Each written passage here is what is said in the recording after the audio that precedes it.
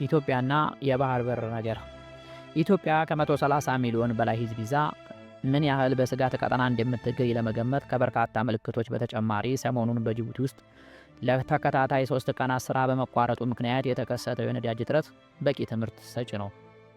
ኢትዮጵያ የባህር በር በማጣቷ ምክንያት የተነጠቀችው ትልቅ ፋይዳ ለኢኮኖሚያዊ የበላይነት የሚረዳትን አቅሟን ብቻ አይደለም፣ በተለይ ሉዓላዊነቷ፣ የሕዝብ ህልውናና ጂኦፖለቲካዊ አቅሟን ጭምር ነው። በጥቅሉ ኢትዮጵያ በትንንሽ ሀገራት ግራ ቀኝ ተወጥራና ታፈና የተያዘች ሚስጥር አልባ ሀገር ሆናለች። ጅቡቲ ላይ ረጅምም ሆነ ለአጭር ጊዜ የሚቆይ ውስጣዊ ግርግር፣ አለመረጋጋትና አመጽ ቢከሰት ኢትዮጵያ መፈተኗ ሳይታለም የተፈታ ነው።